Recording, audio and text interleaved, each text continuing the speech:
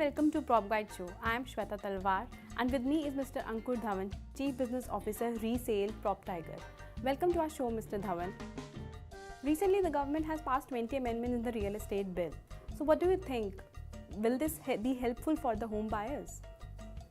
So if you look at Real Estate Regulatory Authority Bill, or RERA as we call it, it's a very important development in real estate sector in the country.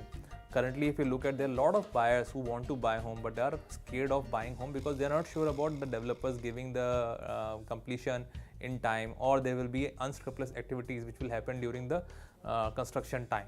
So what these guys do, they, if you look at the government of India right now, they empathize with the pain of these buyers who have paid through the hard-earned money, bought this home but are not able to live in there. So in that perspective, if you look at the 20 amendments which are approved, looks positive to me. I think it will help overall the industry as well, not only the home buyers.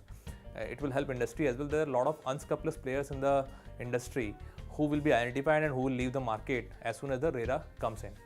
So according to the amendment bill, the projects with an area of 500 meters and above, or at least 8 flats, have to be registered with the regulatory authority. Earlier, the proposed area was 1000 meters. So what do you say, that it will be helpful for the real estate developers and the home buyers?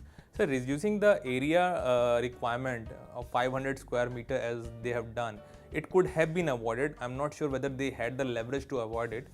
This will increase the workload of the authority, and there are a lot of small individual houses which will cross 500 square meter of the land area or plot area. So they coming them and bringing them into the ambit of RERA, which does not make sense right now. But I think they don't have the leverage to really push back on these amendments, so they have to accept it. Builders will have to deposit 70% of sale proceeds in an escrow account to meet the construction expenses. What do you think? It is reasonable from the point of view of the builders? So this is the most difficult requirement of the RERA, which builders lobby will obviously push back on. See, if you look at till the time the project has started construction, the builder has already invested in the land, in getting the approvals, and they have paid a lot of interest also because they have taken loans on this particular investment. So if you ask 70% of the payment to be kept in escrow, builders will have a big hit on their P&L and profitability on the balance sheet. So yes, we could have avoided. I think government can come up with the creative ideas to ensure that the construction cost of the project should be kept in the escrow, and the rest of the part a builder can take it out. Only then he can afford to build a project and make margins out of it.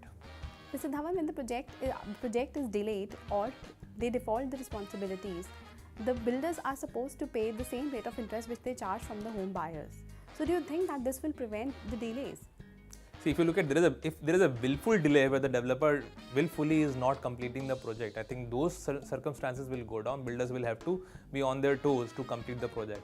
But is this the only reason for the delay? I'm not sure, because there are multiple other reasons because of which projects get delayed. One of the big one is the approvals. The time to get the approvals is pretty long in the country. Developers have been asking for single window approval policy. The bill does not talk about it, but I think there have been some steps taken in different states to reduce the approval process and reduce the time taken in the approval process and number of approvals which are required.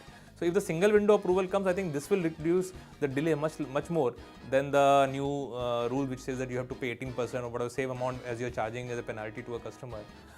Willful delay obviously will go down. Thank you, Mr. Dhawan, for being on our show, and please stay tuned for more updates on real estate industry.